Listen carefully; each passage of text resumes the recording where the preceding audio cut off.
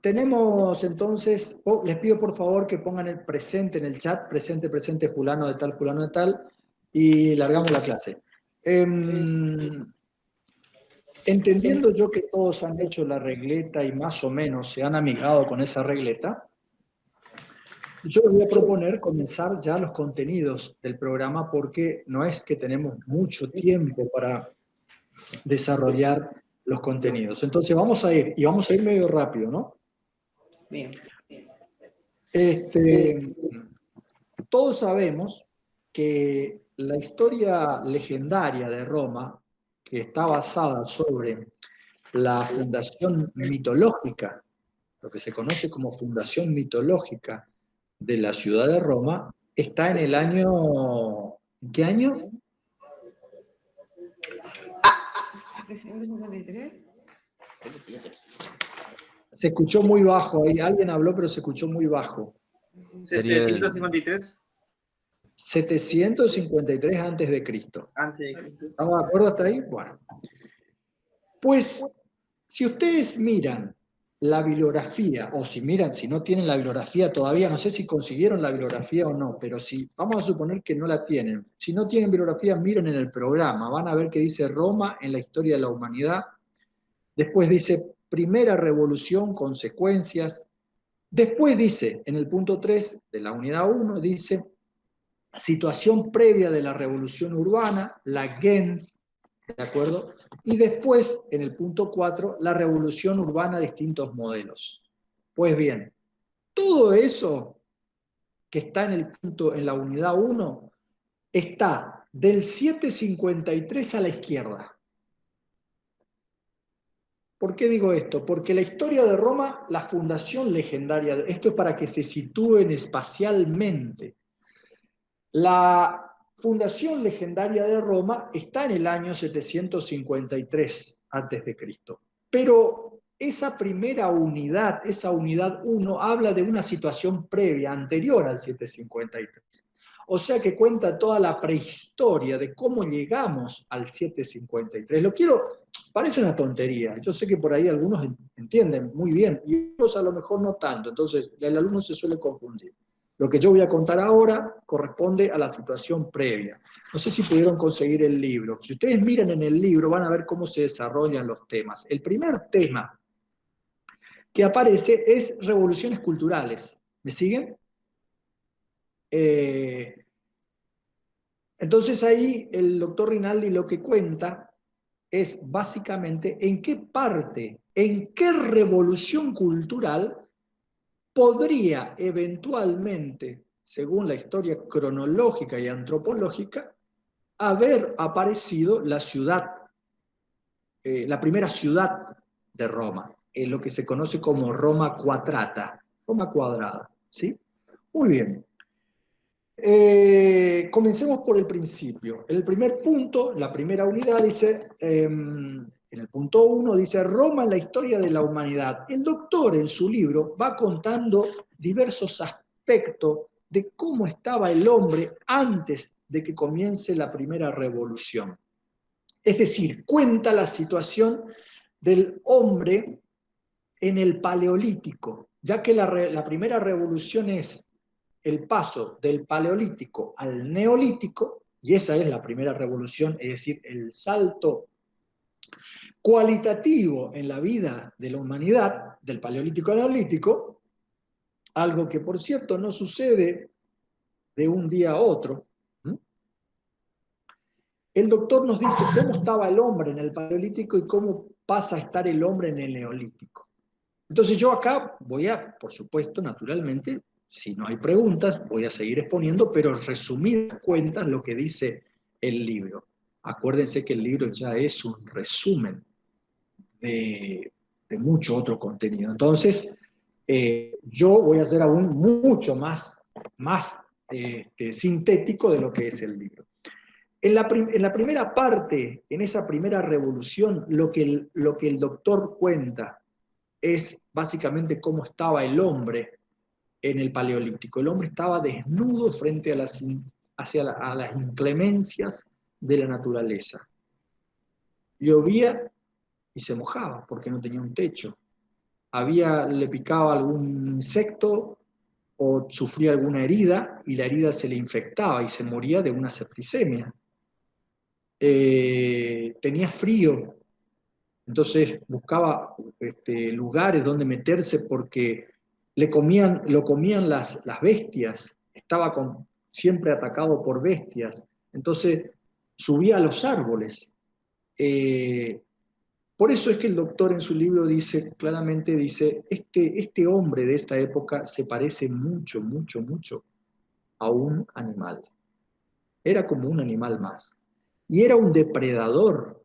Entonces, este grupo humano, que era un grupo humano que se trasladaba por mucha, mucha, mucha cantidad de distancia para buscar el alimento, se trasladaban todos para ir a buscar alimento. Todos, todo significa el abuelo, el papá, la mamá, la esposa, el niño, el bebé, todos, absolutamente todos se trasladaban detrás del alimento. Entonces recorrían eh, muchísimos kilómetros para encontrar de qué alimentarse. Entonces, como no cocían la carne, todavía no habían aprendido en ese momento la cocción de los alimentos, ustedes se imaginan que tenían en su cuerpo otra repercusión diferente a cuando uno cose los alimentos. No es lo mismo comer carne cruda, donde uno puede comer un montón de bacterias, y etcétera, etcétera.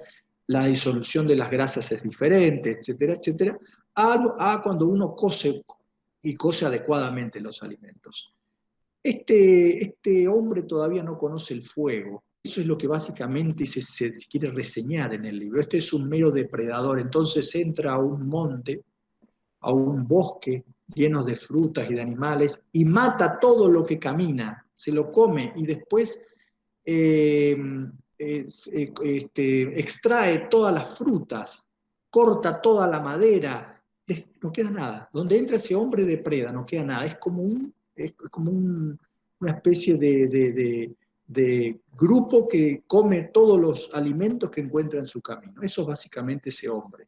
Van a ver ustedes que este hombre, que está sometido a las inclemencias del tiempo, de la naturaleza, sufre mucho, es diezmado constantemente por las enfermedades, por los ataques de los animales, por un montón de cosas, ¿de acuerdo? Entonces, el pasar desde ese momento, primer momento, que es el paleolítico al neolítico, parece que aparece, y digo parece porque nosotros no estuvimos, pero la antropología dice que aparentemente en esa época habría aparecido, se producen grandes cambios en el sistema terrestre, se producen grandes movimientos terrestres, como dice el doctor, donde había desierto, de repente hay un lago, donde había desierto, de repente aparecen llanuras verdes, y a la inversa también, por supuesto, donde había valles, ahora aparece una montaña, ¿de acuerdo? Todo esto en el transcurso de muchos años. Pero lo cierto es que en el medio de ese trasuntar el hombre descubre de alguna manera dos cosas que son fundamentales: la domesticación, ¿de acuerdo? Y la agricultura. No se sabe si primero descubre la agricultura y después la domesticación, o a la inversa.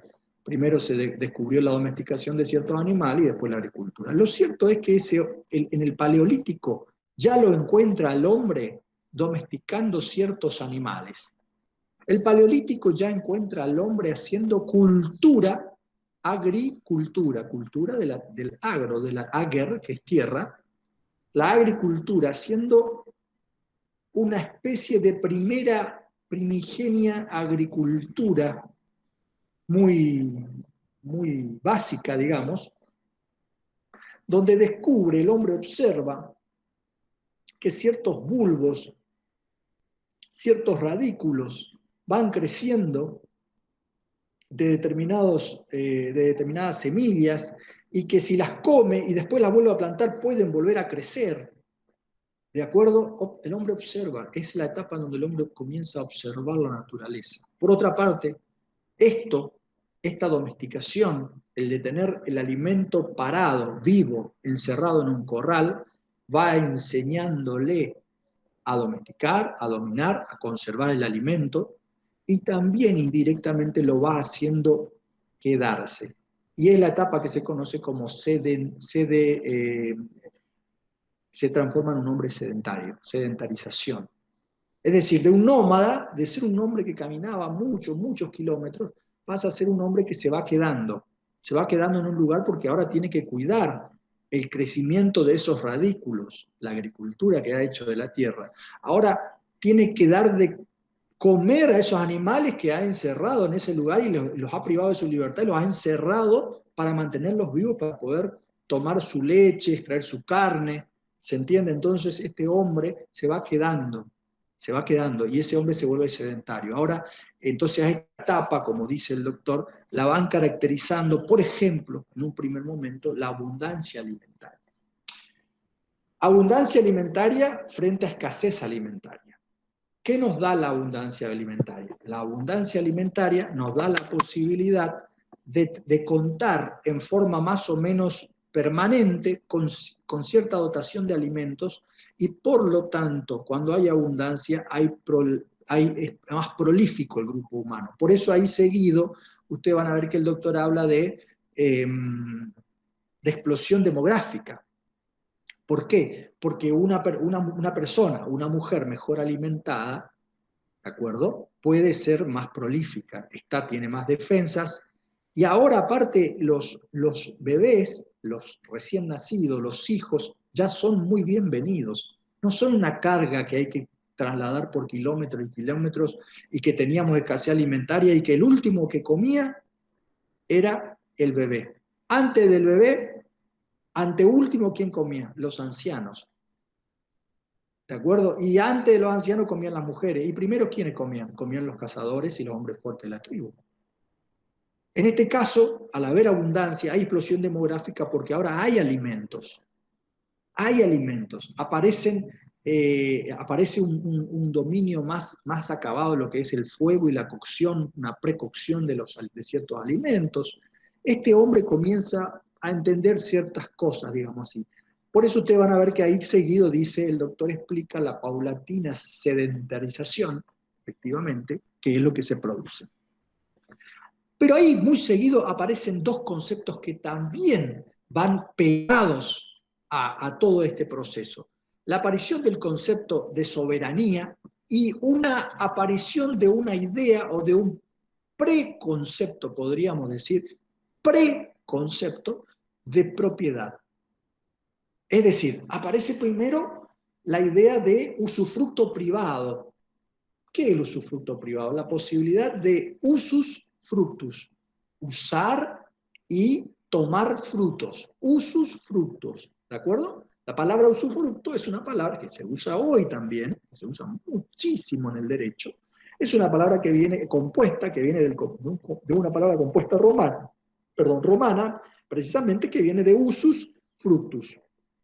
Usar y percibir los frutos, literalmente. Entonces, aparece con este sistema de sedentarización, aparece el primer cerco que cerca a los animales. Pero más adelante hay otros cercos. ¿Qué otros cercos? Los cercos de la comunidad para que los animales, las bestias que suelen andar a la noche, los leones, vamos a suponer, no ingresen a la comunidad a comerse a los bebés. Entonces vamos a hacer un cerco más grande. Pero además de eso, vamos a controlar nuestros sembrados. Y el producto de los sembrados, de la siembra, el producto de la leche de los animales, ¿para quién es? ¿Para quién es ese producto? Ese producto es para nosotros, para los miembros de esta comunidad. Por eso aparece una primera idea muy primitiva de lo que sería el usufructo exclusivo de ese grupo. Díganme ustedes, ¿en qué se diferencia el usufructo exclusivo de algo de la propiedad?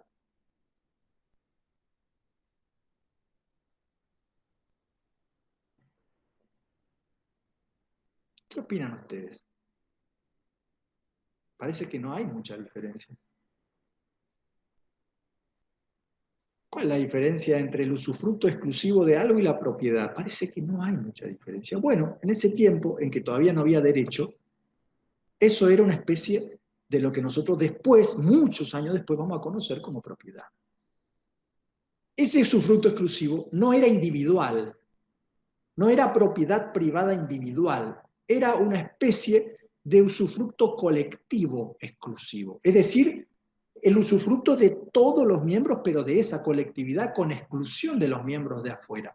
Por eso es que esos dos conceptos, el de especie de exclusividad del usufructo, como muy bien dice el doctor, está muy, muy relacionado con el otro concepto o la otra característica de esta etapa que suma el doctor Rinaldi, que es la aparición de un preconcepto de soberanía. ¿La soberanía qué es? La soberanía es ejercer el poder sobre un territorio determinado, una jurisdicción determinada. Entonces, estos sujetos que yo les contaba hoy, ahora salen en patrulla, digámoslo así, armados a vigilar los sembrados y controlar todo ese predio de siembra o de fuentes de agua o de fuentes de frutas o lo que fuese, o zona de caza, para que ningún otro grupo extraño a ese grupo se meta en ese lugar. Aparece el primer concepto de soberanía, fíjense ustedes. Esto es lo que caracteriza básicamente a este grupo neolítico.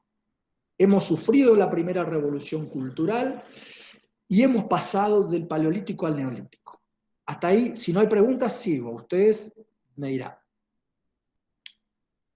Estamos ahora en el neolítico. Este hombre tiene como característica de que es gregario, está en grupos, son grupos cerrados, de comunidades cerradas, tiene para comer, ejerce la dominación, por decirlo entre comillas, la soberanía en un cierto territorio de caza, pesca, agricultura, fuente de agua, que era lo que hacía falta.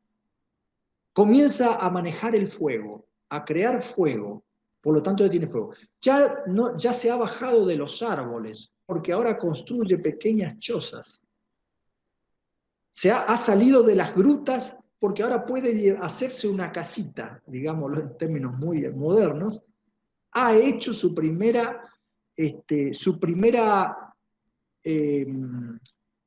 lugar construido por él mismo, de forma cada vez más rudimentaria siempre, pero de forma cada vez más sólida.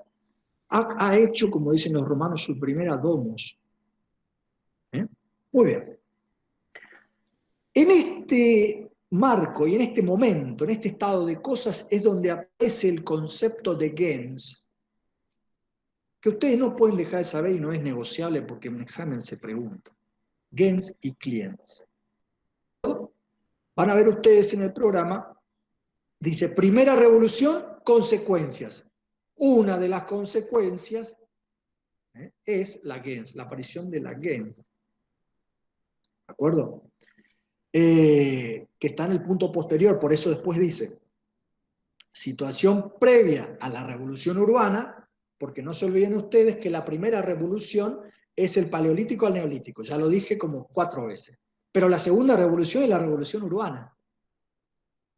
Urbana, la palabra urbano viene de urbs, urbs, ¿de acuerdo? No tengo para escribir, acá no me da para escribir, pero haya pronunciado bien, la urbs. Y urbs viene de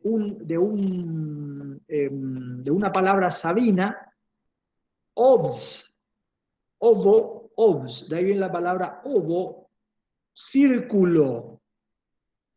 Y la palabra ovo también de donde sale la palabra huevo. Obs, obs es círculo.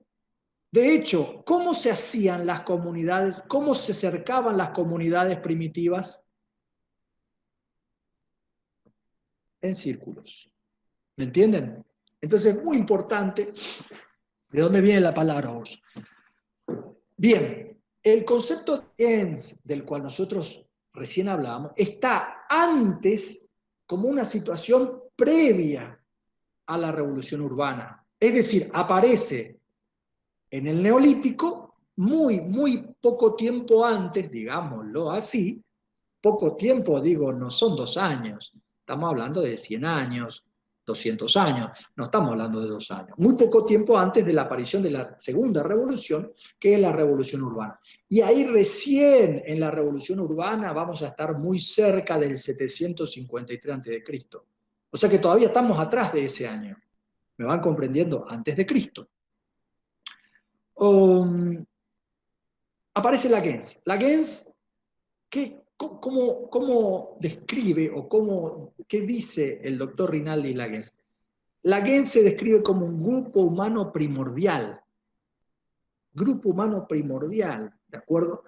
Que tiene unidad económica, que tiene unidad militar, que tiene unidad religiosa, que están integrados por personas que creen descender de un antepasado mítico, mitológico, común, ¿de acuerdo?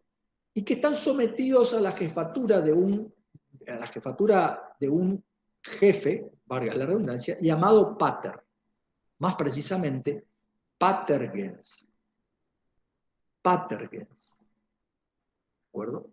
Fíjense ustedes que tenemos dos palabras que ustedes van a usar, pater y gens. En este caso lo tenemos juntos. La palabra pater, que también va a sufrir una evolución. Vamos a hablar de pater familia y después simplemente vamos a hablar de pater. Y después hoy vamos a hablar de padres. Ahora, les garantizo que aunque tenga el mismo significado literal, pater, padre, no es lo mismo. El patergen era otra cosa. ¿Sí? No era un padre, precisamente. ¿De acuerdo? Pudo haber sido padre, pero no era padre. Entonces, ¿qué era entonces? A ver si nos quedó claro el concepto de gens. Un grupo humano primordial con unidad económica, política, jurídica, religiosa, sometido a la autoridad de un pater y que cree descender de un antepasado mítico común. ¿De acuerdo? El doctor en su libro explica básicamente, y yo voy a explicar aún más básicamente algunos de estos. ¿Por qué grupo humano primordial? Grupo humano primordial porque significa que dentro del grupo todo y fuera del grupo nada. Si usted está dentro del grupo, tiene para comer, tiene para calentarse, tiene un techo sobre su cabeza y tiene protección. Si usted es expulsado del grupo, no tiene nada, está sometido a la muerte. No vaya a creer que usted puede pedir asilo en otro grupo, no existe el asilo en ese momento. ¿Se entiende? Usted está solo frente a la naturaleza, a los animales salvajes, no tiene nada. Por eso es un grupo humano primordial. Dentro de ese grupo se da incluso algo que es aún más fuerte que el comer y que el beber y que el dormir y que el descansar, la cultura de ese grupo. Toda la tradición cultural, verbal de ese grupo. Si usted queda afuera, usted queda fuera de todo eso. Entonces, por eso es un grupo humano primordial. Con unidad económica. ¿Por qué con unidad económica? Porque es autoabasteciente, no van al supermercado a comprar, no van al Carrefour. ¿Se entiende? Ellos son su propio medio de sustento, son autosostenibles. Bien o mal pueden sobrevivir por sí solos, aunque hagan intercambio. Por ahí el profesor Rinaldi, hace unas apreciaciones y dice, pueden hacer intercambios con otros grupos. Claro que sí, pueden hacer intercambios, con mucho celo y muchos cuidados, con mucho recelo, quiero decir. Pero eso no significa que no tengan unidad económica. Entonces aparece otra característica de la gens. Además de eso, bueno, hay algo que me comí cuando empecé a hablar de gens. La gens es una tribu, es un clan. ¿Se entiende? Se llama gens en sentido romanístico, pero en definitiva es un clan, es una tribu, ¿sí? Nada más tiene sus propios colores, su propia cultura, todo esto que estamos hablando. Además tiene unidad militar. ¿Por qué? Porque tienen un sistema de defensa propio, es decir, están bajo la jefatura de alguien y bajo las armas de ese grupo. ¿De acuerdo? ¿Y qué hacen? Y defienden naturalmente los intereses comunitarios de ese grupo. No intereses individuales, sino intereses comunitarios. ¿De acuerdo? Vamos a ver que también tiene unidad religiosa, porque todos creen, al creer que descienden de un antepasado mítico común, le rinden tributo a ese antepasado mítico. Y cuando ya no a ese antepasado mítico, le rinden tributo al sol, que es algo que brilla y les da calor, a la luna, que es el momento, es que les sirve a ellos para contar los ciclos menstruales de la mujer, los ciclos ¿cómo es? Los ciclos en que las hembras, los animales me refiero también, son más prolíficas, todo eso de lo cual ellos pueden sacar una utilidad, le van rindiendo tributo de alguna forma, ¿sí? Además, tienen unidad jurídica, porque tienen su propio sistema de leyes internas que les permiten juzgar a sus miembros. Y tal así que tan identificados están los miembros con el espíritu de su propia gens, de su propia tribu, que atacar a uno de ellos implica incluso atacar a todo el grupo. Y la venganza es grupal contra cualquiera del otro grupo atacante, porque se sienten como como una sola entidad. Así se ven ellos y así se autoatribuyen ellos. Esto de yo soy, yo, el individualismo, en ese momento no existe. ¿Por qué no existe? ¿Por qué no existe? ¿Por qué creen ustedes que no existe? Ah, pero yo estoy deprimido, hoy no puedo salir a cazar. No existe. Porque depende, la vida le va en ello. No hay momento para la individualidad. Saben que entre todos, el grupo, sobrevivirán. Separándose, están condenados. Fíjense qué concepto, ¿no? Profundo, por cierto. Filosóficamente profundo también. El ejercicio de la soberanía, como dijimos, sobre un territorio, una jurisdicción determinada, el antepasado común, al cual por ahí el doctor dice, en alguna clase dijo, se le van a atribuir hazañas portentosas. ¿Sí? Y cada vez que pasan los años, cada vez ese antepasado mítico es cada vez más mitológico y cada vez hizo cosas más grandes, como todo mito, ¿entienden? La jefatura es de un pater, de uno de los miembros, tal vez el más antiguo, tal vez el más experimentado, tal vez el más experimentado para sobrevivir. Ese es el jefe del grupo. Ese es el jefe natural, le diría, del grupo. Y es vitalicia porque naturalmente que cuando muere, porque rige o hace su jefatura hasta el momento en que se muere. Y probablemente después que se muere, se elige al mejor del grupo. No se elige ni al que habla mejor, no se elige al que tiene más propiedad terrenal porque la propiedad es de todos, ¿eh? No se elige al más lindo tampoco, se elige solamente al que más sabio es para mantener a todo el grupo. ¿De acuerdo? Bueno, ¿no hay preguntas hasta acá? Estoy resumiendo mucho, ¿no? Pero si no hay preguntas, ¿alguien leyó algo de esto o no? Ustedes todavía no leyeron nada de esto. Sí, profesor, lo leí. Yo Bien, también Está, estoy leyendo. está muy bien explicado y bastante resumido. Está excelente, sí lo leí. bien, bien. Si no hay preguntas, yo continúo entonces. Porque ahí pegadito aparece el concepto, un segundo Bueno, concepto. Y ahí acá tengo que hacerle una advertencia. Aparece el concepto de clients.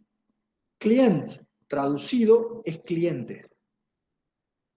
La palabra clientes, la palabra cliente viene de clients. Client es cliente. El concepto tengan cuidado con el concepto de clientes, porque quien lea de Argüello se va a llevar sorpresa. Por eso yo recomiendo no leer de Argüello, sino leer del librito que ya les mostré el otro día, que ahora no lo tengo acá a mano, pero profesor, de leer profesor, sí, es Roberto Rinaldi, ¿verdad? sí, claro. Sí, sí, Yo les ese había libro. mostrado la vez pasada, No, no es muy grande, o sea, no tiene tantas páginas. ¿Cómo? Puede ser que tenga 350 páginas, un poco más. Sí, sí, sí, puede ser, puede ser. A ver. Entonces el libro está bien. Sí, es el mismo libro, es este, ¿de acuerdo? Sí, sí. Les recomiendo no leer del Argüello, porque el Argüello tiene algunas cosas que los va a confundir. Por ejemplo, respecto de los clients, que es lo que estábamos hablando recién, Argüello dicen que era una clase social. Argüello, siguiendo otra doctrina, dice que los clients, que en la época arcaica del derecho romano, que todavía nosotros no entramos, están dos clases sociales, los patricios, los clients, y abajo de los patricios y los clients, los plebeyos. Entonces, en definitiva, había tres clases sociales. Más bien, nosotros no adherimos a eso. El profesor Rinaldi dice claramente, hay solamente dos clases sociales. Los patricios o quirites y debajo los plebeyos. En la época arcaica. Y los clients, ¿qué eran? Esto que él dice que es. ¿Qué dice que eran los clients? Bueno, los clients eran gens más pequeñas, menos poderosas, que tributaban amistad a los gens. ¿Qué quiere decir esto? Cada gens tenía como aliadas a otras comunidades más pequeñas, pero la comunidad fuerte, la comunidad que ejercía la jefatura, básicamente era la gens. Y alrededor, como grupos satélites, tenían a grupos de clients, 1, 2, 10. Cuando más clients tenía una gens, más fuerte era esa gens. ¿Y cómo era el intercambio? Pues generalmente las clients, es decir, los grupos humanos primordiales, las gens más pequeñas, clients de otras gens más grandes, necesitaban protección, por ejemplo. Entonces, ¿quién le brindaba protección? ¿Otra client? No, porque a lo mejor yo con esa client tengo una muy mala relación. Y esa es client de la misma gens a la que yo soy tributario, pero puede ser mi enemiga. Pero si me ataca una gens o una gens extraña, yo voy y pido a la gens de la cual yo soy client protección. Y a cambio, si algún día esa gens tiene problemas, le tengo que dar soldados, tecnología, alimentos, lo que yo produzca mejor. Y en definitiva es un sistema de mutua cooperación muy equilibrada que permite desarrollarse a todos los grupos. Lo único que no sucede es que no pueden mezclarse. No se pueden mezclar grupos de gens, ni de clients con gens diferentes. ¿Se entiende? Entonces la clients no es más ni menos que un grupete de gente que es una gens más pequeña y que tributa o trabaja o está aliada a una comunidad mucho más grande que es una gens. Ahí está, ese es el concepto básico de lo que es una client, para que usted no se confunda. Es otra gens más chiquita tributaria de una gens, ¿sí? De otra gens. Muy bien. Ahí, si ustedes miran en su programa, van a ver que dice, situación previa a la revolución humana, la gens, ya hablamos también de la clients, y después dice, la revolución urbana, distintos modelos, tema de examen. ¿Sí? ¿Qué tengo que decirles ahí?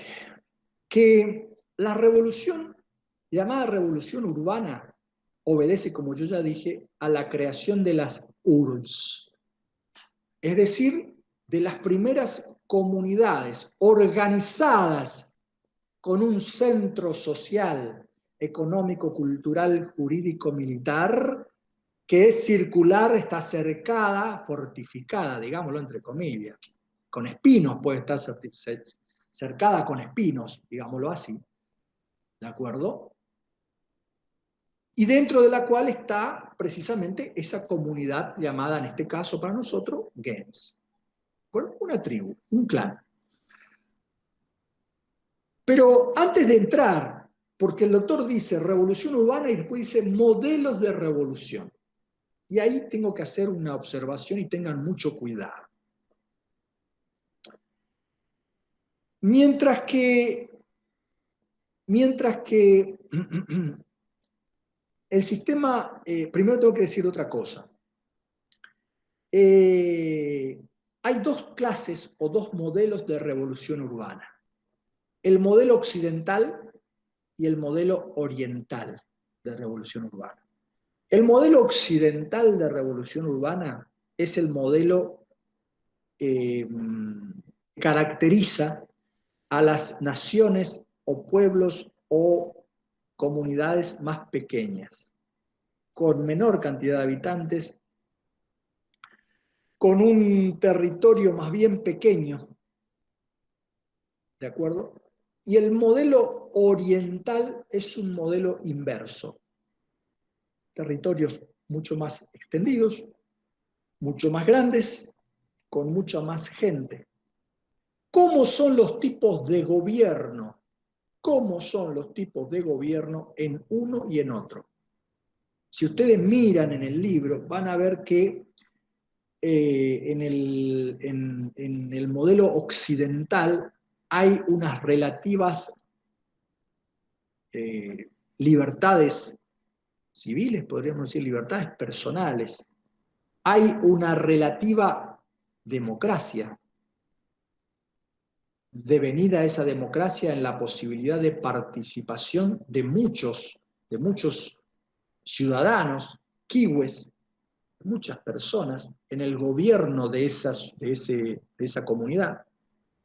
¿De acuerdo? Y hay incluso posibilidad de buena movilidad social. Pues bien, ¿cómo es el modelo de revolución urbana oriental?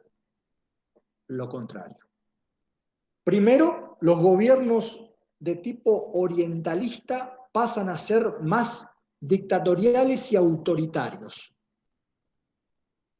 con menos gente en el poder, por lo tanto, menos centros de discusión, menos posibilidad de discutir democráticamente y, por ende, no hay tanto gobierno, entre comillas, democrático como habría en la Revolución Occidental. No hay tanta posibilidad de debatir mucho, ¿de acuerdo? Modelo orientalista. Es un modelo que se desarrolla en la economía basado en la obra pública. Grandes obras públicas, las pirámides, por ejemplo. Grandes obras públicas y grandes cantidades y espacios de tierra cultivada, inclusive. Además de esos, en los modelos orientalistas, de tipo oriental, la movilidad social es mucho más difícil, mucho más difícil. Casi les diría que en algunos casos imposible, como por ejemplo en el sistema de castas. Usted no puede ascender y bajar en la sociedad, qué sé yo, bueno, tan fácil, de ser plebeyo a patricio. No. Si usted está en casta, usted pertenece a esa casta y tiene leyes diferentes para cada casta. Esa es la diferencia entre clase y casta, ¿de acuerdo? Y como ya dije, los gobiernos son mucho más autoritarios, puesto que los gobiernos orientalistas tienen más propensión a ser más autoritarios que los del modelo occidental, donde son modelos basados más en la discusión y en el intercambio que los modelos orientalizantes. De ninguna manera caigan en el error de pensar que uno corresponde a la democracia moderna y el otro corresponde a la autocracia de otros gobiernos. No, no es así, ni tan ni muy. ¿De acuerdo? Estamos hablando de muchos años antes de Cristo. ¿Entienden? Entonces, ¿por qué el doctor les aclara esto y por qué el doctor hace esta aclaración acá? ¿Saben por qué? Por una cuestión muy sencilla.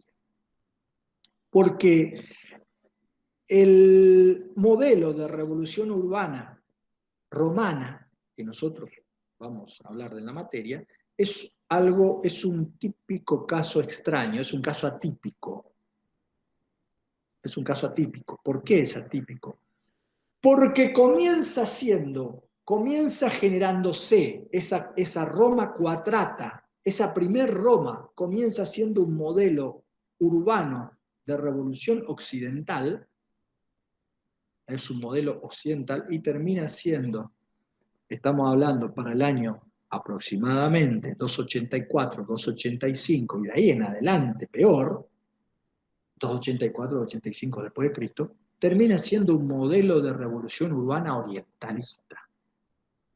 Tal vez mucho antes de los años que le estoy citando, ya se fijan los cimientos para que esto cambie.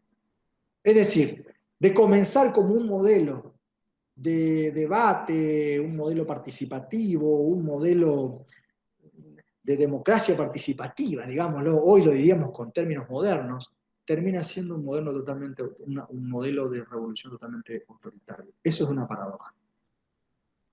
Pero ¿saben cuál es la peor de las paradojas? Aún más interesante. Que mientras que aquí, ¿se acuerdan ustedes que, perdón, aquí hago un paréntesis, ¿se acuerdan de la regleta? Habíamos hecho la regleta y yo les había dicho que teníamos que hacer la regleta en 2 dimensiones. Arriba la dimensión, ¿qué dimensión iba arriba y qué dimensión iba abajo? A ver, tienen que dominar eso. La dimensión política arriba. Ajá. Y la dimensión Y acá, jurídica abajo. y abajo.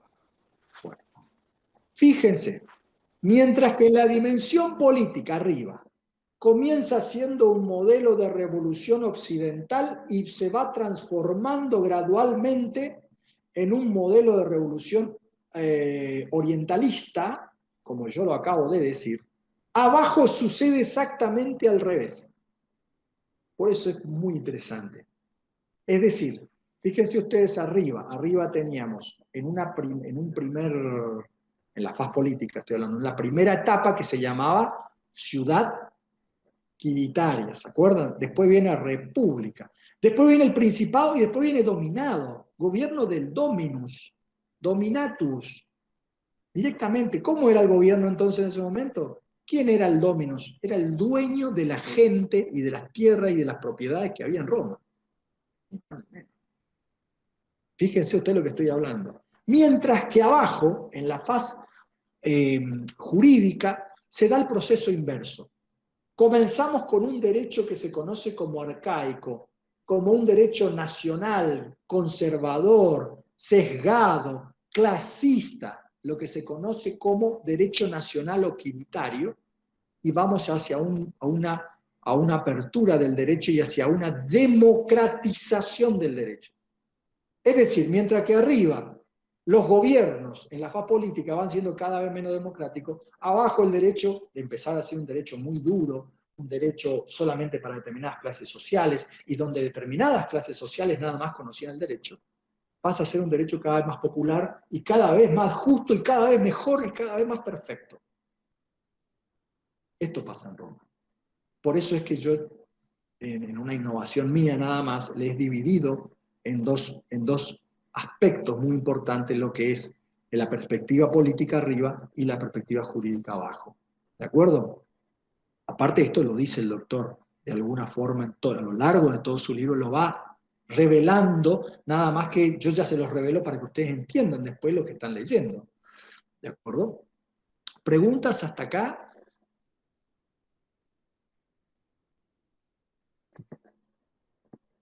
Bien.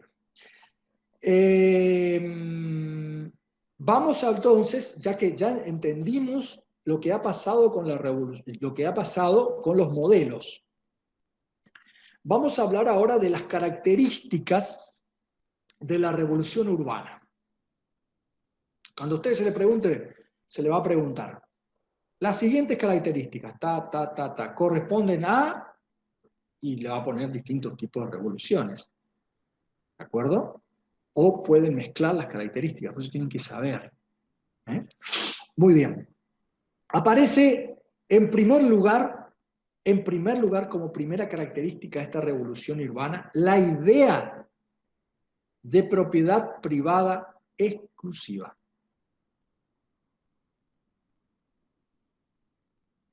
Ya no estoy hablando de un principio, del usufructo. Aparece la idea de lo que se conoce como dominio. Muy parecido esa idea de dominio a lo que entendemos hoy como propiedad. Esa idea de dominio, en ese momento, en esa revolución urbana, en esa comunidad URSS, OBS, circular, ¿se acuerdan lo que habíamos dicho recién? Está dada como la posibilidad mía, individual, que tengo de usar y gozar ese lote, ese pedacito de tierra que ha venido trabajando mi papá, y el papá de mi papá, y el papá de mi papá, de mi papá, de mi papá. La posibilidad de usar esta asada, este hacha, yo con exclusividad, porque lo ha usado mi papá, y el papá de mi papá, y el papá del papá de mi papá, y así. Entonces, bajo la idea de que yo lo puedo usar y nadie más, aparece el concepto, aparece una cierta idea de lo que después va a delimitarse como propiedad exclusiva. ¿Se dan cuenta? Cómo las cosas se van perfeccionando. Entonces, ahora uso una parcela dentro de la gran comunidad en la que estoy, dentro de la gran comunidad en la que yo estoy, en la Gens en este caso.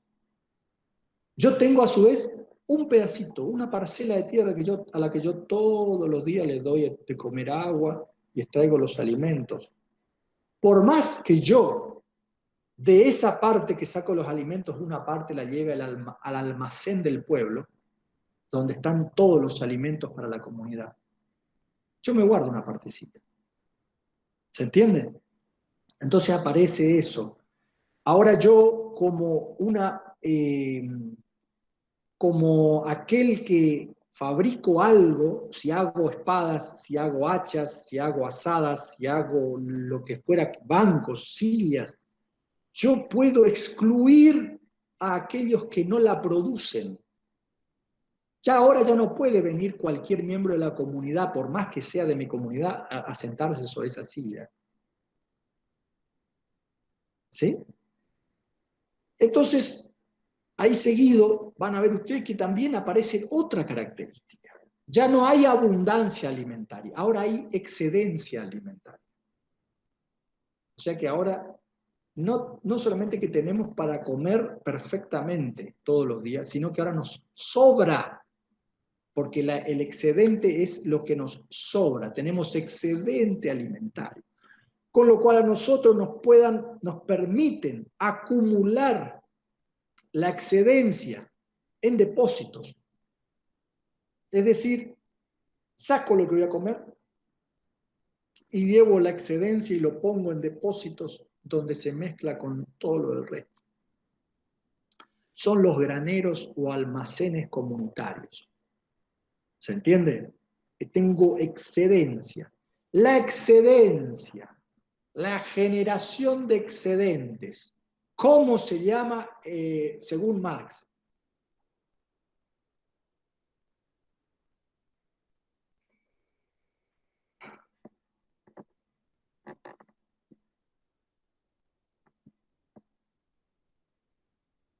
¿Saben cómo se llama?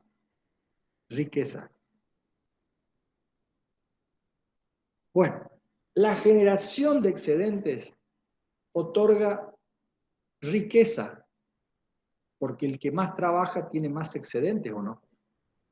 En un país normal, digamos, el que más trabaja tiene más excedentes. Bueno, genera riqueza, y la riqueza genera diferencias de clases.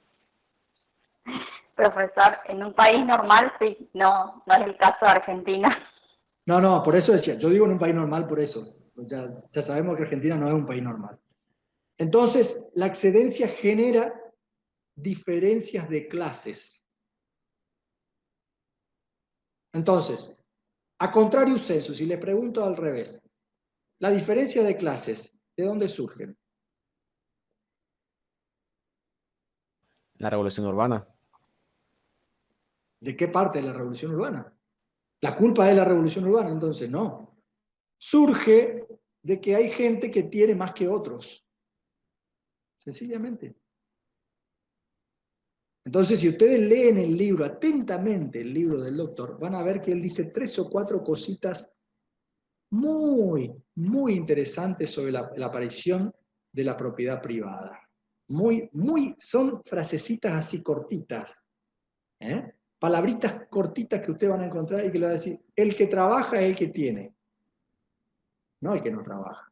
Porque el excedente no apareció en la historia en base al que no trabajaba. Apareció del que trabajó de más para tener.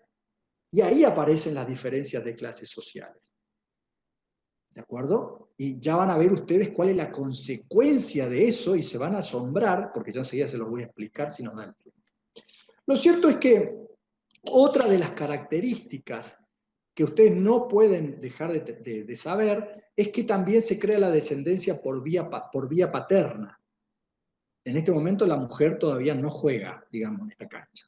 Juegan solamente los hombres, y el hombre es el cabeza de familia, y la descendencia es a través de los hijos mayores. Y eso se mantiene durante mucho tiempo en el derecho romano. ¿De acuerdo? Por eso es el derecho romano arcaico. Después va mejorando y llega a esto que es hoy día, porque este sistema de descendencia que tenemos hoy día lo crearon los romanos, allá los clásicos romanos, en el año 140, en el año 150 después de Cristo. Este sistema hereditario que tenemos hoy, año 2020. Les sorprendería saber cómo pensaban los romanos. Entonces, esa descendencia paterna, que ustedes léanla un poquito, léanla. La aparición de sectores no productivos, porque ahora hay excedentes, y el que tiene excedentes puede dar a otros lo que a él le sobra, y en este caso alimentos, o dinero, si así fuese, para que compren alimentos, a alguien que no está en el trabajo productivo. Por eso ustedes van a ver que dice, aparecen sectores no productivos. ¿Qué son los sectores no productivos? Sectores no productivos en el sentido de productividad marxiana. Es decir, el que no labra la tierra no es productivo. El que no hace espadas, o mejor dicho, el que no labra la tierra, el que no planta la planta, el que no cría los animales, esos son sectores llamados no productivos en sentido marxiano. Marxiano. Hoy no podríamos decir que un abogado no es, bueno, justo se me ocurre un abogado, que un médico no es no productivo. No podríamos decirlo. Bueno, aparecen los sectores, los llamados sectores no productivos, aparecen los pedagogos, los maestros, los astrólogos, astrónomos, matemáticos, médicos. Son los artistas, los tejedores, lignari, aerari, o tubicines, cornicines. Aparecen un montón los artesanos, los que hacían mesas, sillas. Aparecen esos sectores que son no productivos, que comen ese excedente a cambio de un servicio o a cambio de un producto. ¿De acuerdo? Esos son los sectores no productivos. Pero ahí aparecen los dos inventos más maravillosos, que yo estimo son los dos inventos más maravillosos del ser humano. La escritura y el derecho. La escritura y el derecho. Fíjense, propiedad privada, escritura y derecho aparecen, mejor dicho, están los tres en esta época. Uno de los cuales, el sistema escritural, se termina de perfeccionar. La escritura se termina de perfeccionar en esta época. La escritura no es nueva. La escritura hoy tiene más de 9.500 años. Nosotros estamos hablando del 753 a.C., y yo le estoy diciendo que la escritura tiene más de 9.500 años de aparición. La escritura del hombre. La escritura del hombre, que era bidimensional y hasta tridimensional, porque escribían en bolas, bulaes se escribe, bulis, en bolitas de barro, y le insertaban signos, y eso significaba una cosa. Y las ponían dentro de un cántaro, y así se encontraron. Y se hicieron las pruebas de carbono 14 y se descubrió que tienen una 8.000 y otra 9.500 años. Entonces, pero en este periodo, en esta revolución, que por supuesto no fue un año, fue un lapso de varios años, aparecen, por cierto, un gran perfeccionamiento de la escritura. Y ahora se pasa a escribir no en bulis, sino en papel, en piedra, en cerámica, en cerámica, en tablas de barro, en tablas de arcilla, en tablas de madera, en tablas de cera. ¿Sí?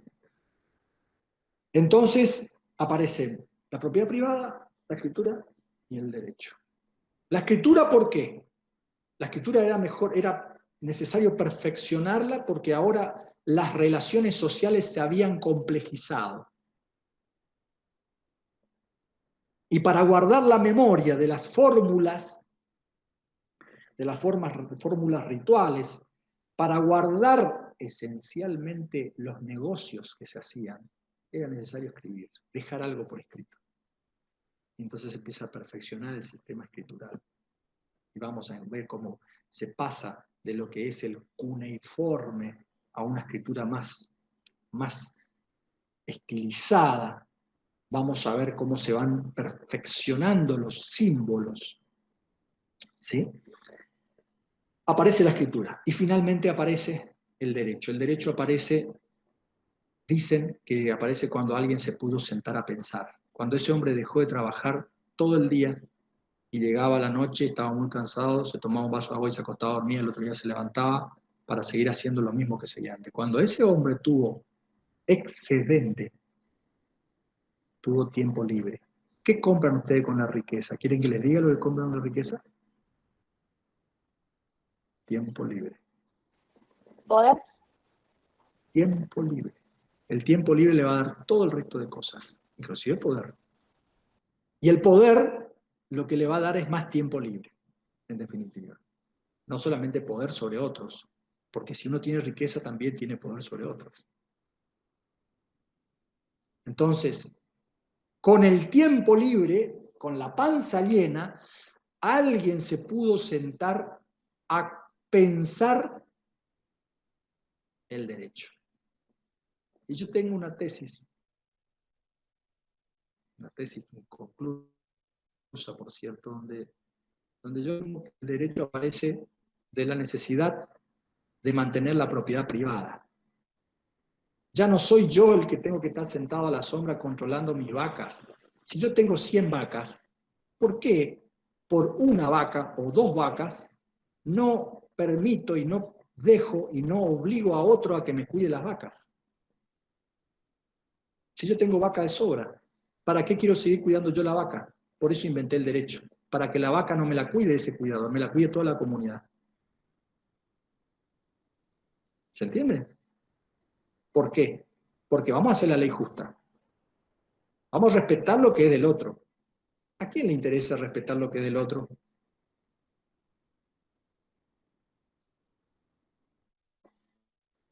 Le voy a decir a quién. Al que tiene algo. Porque el que no tiene nada no le interesa la propiedad privada. Entonces ya ven de dónde surge el derecho. ¿De acuerdo? Pues el derecho se perfeccionó, ya vamos a hablar también. Entonces esta revolución urbana finalmente surgen todos estos aspectos importantes. Después el doctor explica los modelos, el oriental y el occidental, como yo ya les dije, muy sintéticamente, en un cuadro general así. Aparece el caso especial de lo que es Roma, ¿de acuerdo? Y con eso nosotros, después habla de la revolución industrial, después habla de la revolución de las comunicaciones, si no me equivoco, y con eso terminaría ahí esa parte del programa, lo cual es la unidad 1. ¿De acuerdo? Si acá no hay preguntas, yo ya voy a saltar directamente al origen de la Kiwitas, que es el punto 1 de la unidad 2. Ahí habla de la historia legendaria de Roma y del estado político-social de la Lacio. Díganme ustedes si tienen dudas, si quieren ir para atrás, para adelante. Acuérdense que esto es tutoría. Si no, yo tengo que explicar todos los temas y yo no sé realmente qué es lo que a ustedes les interesa saber. Tienen la palabra.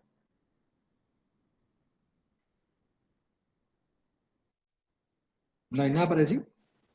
Cuadro político social, dijo profesor, del Lacio. ¿Cómo? Estamos en cuadro político social. Claro, porque en el punto 1 de la unidad 2 dice, acá estoy leyendo, dice, orígenes de la Kiwita romana, historia legendaria y estado político social del Lacio. Sí, ahí. Ya me ubiqué. Gracias. Bueno, a mí me gustaría, en lo posible, omitir toda la historia legendaria de Roma porque es un cuento, es un cuentito, es una historia legendaria, es la historia de Rómulo y Remo. ¿Y para qué yo le voy a contar la historia de Rómulo y Remo si yo creo Ya que, la aparte de conocemos. ser, Profesor, sí, disculpe. Si podríamos dar los temas que van a entrar en el parcial, eso estaría bueno. precisamente por eso es que voy diciendo, ojo, el tema de parcial. Por eso yo nunca vi hasta ahora que hayan tomado la historia legendaria, por ejemplo. Hasta ahora. Sí. Entonces, yo voy a lo que mi experiencia ya de 12 años me está diciendo y voy a lo que yo sé que más o menos se pregunta, ¿de acuerdo? Por eso estoy mirando acá. El estado político y social de la Lazio es importante, ¿por qué? Porque ustedes deben comprender esta parte para poder comprender cómo se armó el primer derecho, que es el derecho arcaico. Por eso nada más. Y de ahí ya pasaríamos a las 3 tribus y el origen de los patricios y plebeyos, muy abuelo de pájaro, y como la periodización ya la tenemos hablada, pasaríamos a hablar del tema importante de esta bolilla, de esta unidad 2, que es la monarquía. Y si quieren directamente pasamos a la monarquía y no hay ningún problema. Ustedes tienen que decidir eso, pero en base a lo que leyeron. Si ustedes no leyeron nada, para ustedes todo lo que yo les diga es nuevo. ¿De acuerdo? Bien. Entonces pasamos Fundación Legendaria, pasamos nomás lo que es Fundación Legendaria y vamos a lo que es el cuadro político-social del Lacio, si les parece. ¿De acuerdo? ¿Qué es lo que voy a decir ahí? Cuando ustedes se sitúan en el tema, cuadro político-social de la Lazio, tengan en cuenta que todavía estamos hablando de la Roma precuatrata, es decir, todavía estamos del 753 para aquel lado, para la izquierda, no para la derecha. ¿Por qué? Porque lo que el profesor trata de explicar cuando habla del cuadro político-social de la Lazio, trata de explicar cómo hace una explicación antropológica de cómo los distintos grupos humanos que andaban dando vuelta por toda esa parte de Europa van a ir a parar a la Lacio, a la zona que se conoce como el Lacio. Esperen que voy a buscar si tengo un mapa acá. Mientras tanto, mientras que les voy contando, ¿qué es lo que le cuenta el profesor en esa parte del libro? En esa parte del libro, el profesor les cuenta que entre los siglos XV y XI antes de Cristo, entre los siglos XV y XI antes de Cristo, y acá encontré los mapas, van confluyendo a una zona que se conoce como la Olia, van confluyendo distintos grupos humanos. Van confluyendo significa que van asentándose distintos grupos humanos. Acá yo les voy a mostrar. Esto que ustedes ven aquí, a ver, yo no sé si estoy bien, ahí se ve. ¿Se ve? Este círculo que está acá es la zona de lo que se conoce como la olla. Ya le voy a explicar qué era la olla. Y esto que ustedes ven en verde, muy mal dibujado de mi parte, no es otra cosa que valles verdes. Valles, es decir, zona muy fértil. ¿De acuerdo? El doctor dice que, fíjense, esto que está acá en amarillo es el Tíber. Y todo esto que ustedes, donde pongo mi mano, hoy es Roma. Todo esto es Roma. Hoy es esto. Esto que ustedes ven ahí Esto es Roma. Esto es Roma. No sé si se ve, disculpen, pero por ahí. Esto que ustedes ven aquí en el medio, este es el Tíber. Vieron que Roma divide el Tíber. ¿Sí? Hoy esto se llama Transtiberiana. Hoy se llama zona transtiberiana. Una hermosa zona es esto. El Tíber está acá en el medio. Los primeros pobladores de la Roma antigua se asentaron aquí, del Tíber de aquel lado, es decir, de este lado del Tíber. Entonces, se asientan, dicen, de los siglos XV y XI, de este lado del Tíber, ¿de acuerdo? Ahora estamos de este lado del Tíber, aquí en una zona que se conoce como la Olia y que era la zona más fértil. Estos dibujos que ustedes ven acá, estos son zonas de montañas. Se asientan ahí los pobladores y el doctor explica que se asentaron las tribus latinas, las gens, diría yo como romanista, las gens latinas, sabinas, vénetos, yápigos, galos y muchas otras tribus se asentaron en esa zona. Pero con el tiempo, 2 o 3 tribus resultaron ser más fuertes que el resto de las tribus. Entonces van a ver ustedes. Vuelvo otra vez a mostrar porque es importante que se entienda. Se asientan en esta zona, latinos, sabinos, venetos, yápigos, galos se asientan acá. Y arriba, más arriba, en la zona que actualmente se llama la Toscana, en Italia, se asientan una tribu diferente a todo el resto, que es la tribu de los etruscos. Como verán, los etruscos no se asentaron acá. Acá se asentaron varias tribus, que yo ya dije cuáles eran. Y forman sus pequeñas comunidades y guerreaban de vez en cuando, algún que otro lanzazo, algún que otro piedrazo se tiraban, y estaban en una situación medio de guerra y paz todo el tiempo, ¿de acuerdo? Y explica la antropología que estos grupos, latinos, venetos, yápigos, galos, etcétera, etcétera, eran todos, hablaban un idioma parecido, como si usted en una misma zona confluye con un español, con un cubano, con un haitiano que también habla español y con un boliviano. Más o menos nos entendemos.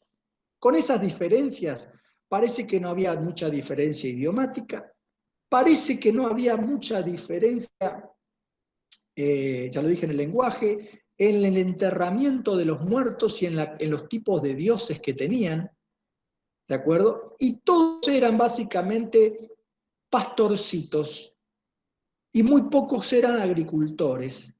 Pero esa zona era perfecta para la agricultura y el pastaje. Entonces fueron a confluir ahí y de vez en cuando se peleaban.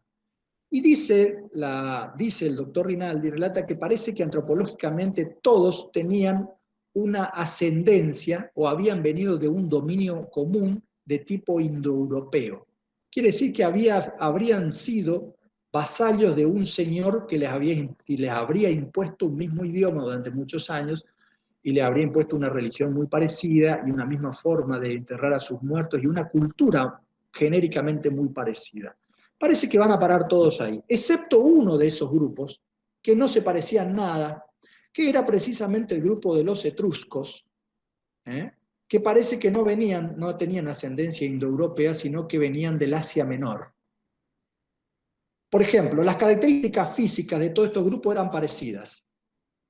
Eran más bien petizos, qué sé yo, estamos hablando de 1,60 m, 1,70 m podría ser, más bien petizos, de pelos negros, y lampiños, de ojos marrones o de ojos negros, de espaldas anchas, ¿de acuerdo? Esa era más o menos la característica física, lo había leído por ahí en algún lugar. Mientras que los etruscos no tenían nada que ver en ningún aspecto, ni en el idioma, hablaban un idioma totalmente extraño, tenían Otra característica física, eran altos, tenían el pelo mayoritariamente color ceniza, lo llevaban hasta la cintura y eran barbados y trenzaban sus barbas y tenían ojos color miel o ojos de colores y eran más altos. Y aparte, los etruscos, mientras que estos estaban todavía en la edad del bronce y del cobre, los etruscos ya estaban en la edad de hierro, por lo tanto conocían, ¿qué conocían? La fragua de los metales en hierro.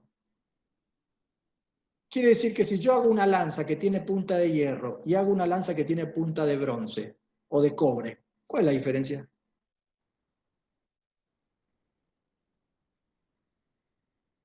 Si yo hago una armadura de hierro y hago una... ¿Cómo? El metal. La dureza del metal. ¿Y sí? No es lo mismo una espada de cobre que una espada de hierro. La de hierro mejor. Y no solamente eso. Además, los etruscos dominaban el arte de la navegación. Entonces imagínense que los etruscos que vivían acá arriba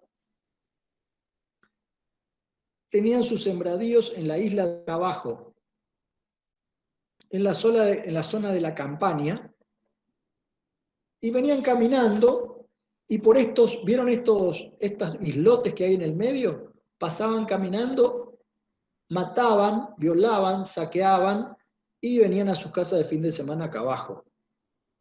Sistemáticamente los etruscos, que eran una civilización superior, o venían por acá por fuera, por el mar Tirreno, venían acá en sus barcos, y cuando no querían salir a caminar, venían por acá, atacaban todas estas tribus, se llenaban de efectos y bienes, y mujeres y todo, y pasaban y se iban acá abajo. Cansados de esto, la historia cuenta que estas tribus se fueron replegando hacia las montañas, es decir, fueron yendo hacia arriba. ¿Por qué? Porque cuando uno está más alto y es más escarpado el terreno, es más difícil de ser atacado. Y comienzan a construir los primeros fuertes arriba en la montaña. De este evento, de esta serie de eventos, hace que distintas tribus, distintas gens, se vayan uniendo para protegerse y van haciendo, aparece una palabra que el doctor utiliza, la palabra cinecismo.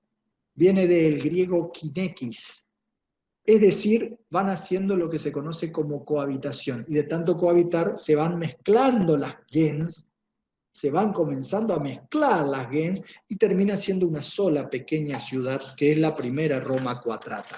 ¿De acuerdo? Eso es lo que el doctor les va a explicar cuando hable de lo que es el cuadro político-social de la Lazio. ¿Me entienden? En definitiva, se van subiendo a los distintos montes ahí. Acá yo les anoté, Capitolino, el primer monte, Quirinal, Viminal, Esquilino, Palatino, Celio. La zona conocida como Septimontium. Septimontium o siete montes. Profesor, disculpe. Sí. ¿Puede sacarle una foto a ese cuadro que está muy bueno? ¿Que hizo usted? Sí, debe ser, no hay problema. ¿Al grupo? Sí, lo vamos a mandar en el grupo, no hay problema. ¿Entienden? Se van subiendo y ahí forman por primera vez lo que se conoce, y ahí aparece lo que se conoce, el génesis de lo que después se va a conocer como la primera Roma, la Roma cuatrata, que era muy chiquita y era cuadrada. Ese es el producto de por eso que ustedes cuando miren acá, en el programa dice, orígenes de la kiwita, después más abajo dice estado político social del Lacio, que es ese estado político, ¿de acuerdo? Y bueno, en definitiva, con el tiempo, lo que cuenta el profesor es que con el tiempo los etruscos, en vez de atacarlos, comenzaron a negociar, a comprar cosas de camino, mientras bajaban, comenzaron a negociar y se empezaron a mezclar las sangres. Y ahí hay toda una gran bibliografía y toda una gran discusión de qué sucedió con esa mezcla de sangre. Parece que estos pastorcitos que eran relativamente pacíficos se van a transformar con la mezcla de la sangre etrusca en ese gran imperio que termina siendo después el Imperio Romano. ¿De acuerdo? Esto lo explica todo el doctor ahí en el libro. Más adelante tenemos otro tema, que es las 3 tribus romanas. Si ustedes miran en su programa, el profesor le da mucha importancia a las 3 tribus romanas. Cuando hablamos de las 3 tribus romanas, es para que ustedes sepan lo que los romanos dicen de ellos mismos. Dicen que Roma se funda sobre 3 tribus: latinos, sabinos y etruscos. Latinos, sabinos y etruscos. O sea, ya se olvidaron de los yapigos, de los vénetos, de los galos y de un montón de otras tribus. Porque como pasa usualmente, el más poderoso es el que escribe la historia. ¿Sí? El que triunfa, generalmente, es el que escribe la historia. En este caso, por eso Roma hace una autorreferencia a las 3 primeras tribus, y cuando habla de tribus, habla de tribus étnicas, de 3 etnias: los latinos por un lado, descendientes del rey latino, los sabinos, y los etruscos. ¿De acuerdo? Parece que la mezcla entre ellos, la mezcla entre estas sangres, es lo que da origen a la Roma Quadrata. ¿De acuerdo? Y me eximo más de seguir explicando porque está en el libro y está muy cortito y muy bien explicado. Más adelante le echamos la culpa a los etruscos de las ansias expansionistas. En el libro hay un título que dice los etruscos, su influencia, y le echamos la culpa a los etruscos de que se hayan transformado estos pastorcitos relativamente pacíficos en un gran imperio que se quedó con todo Roma y después con todo el mundo conocido, finalmente, ¿no? Después viene algo que la he visto que se pregunta en algunos exámenes, pero ustedes lo pueden leer: las teorías de dónde habrían aparecido las clases patricias y plebeyos. Ahí dice, en el programa dice origen de patricios y plebeyos, y en el libro van a encontrar teorías diversas sobre el origen de patricios y plebeyos. Ahí lean las teorías, no es nada para tirar cohetes, no es nada. Pero léanlo porque sí sé que una vez se preguntó eso. Me corta. De nuevo volvemos a lo que es muy importante, que es periodización de la historia de Roma, ¿de acuerdo? Que ustedes seguramente ya a esta altura dominan, y eso sí que deben saberlo de memoria y no es negociable. Y finalmente, en periodización van a ver cómo el profesor termina con vida ulterior, vigencia europea y derecho romano actual. No se pregunta eso. Y después sí viene la monarquía. Cuando hablamos de monarquía, estamos hablando de la primera etapa en la división cuatripartita en la dimensión política. ¿Se acuerdan que la primera etapa era Ciudad Quiritaria? Dentro de Ciudad Quiritaria, la primerísima primera etapa de esa gran primera etapa es la monarquía. De esto es lo que nosotros vamos a hablar la clase que viene, porque ya estamos en horario y tengo que dar otra clase. ¿Me entienden hasta acá entonces? Les pido que lean porque entonces puedo avanzar más rápido. Lean. Entonces vienen con preguntas puntuales. ¿De acuerdo? Vamos a dar monarquía. Vamos a dar... A ver qué más, a ver si podemos llegar. Sí, vamos a tener que hablar del Imperium. Vamos a tener que hablar del Senado y colegios sacerdotales. Es un tema largo. Es un tema largo. ¿Por qué les pido que estudien las 3 tribus, latino, sabino y etrusco? ¿Por qué?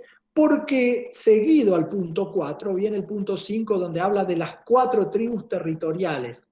Esas 4 tribus territoriales no tienen nada que ver con las 3 tribus. Y generalmente uno confunde y después en el examen hace macana. Por eso lean las 3 tribus, que yo someramente expliqué hoy, para que yo después les pueda explicar a qué refieren las 4 tribus territoriales. Estos 2 temas, punto 4 y 5, son muy importantes que ustedes los comprendan. ¿De acuerdo? Muy bien.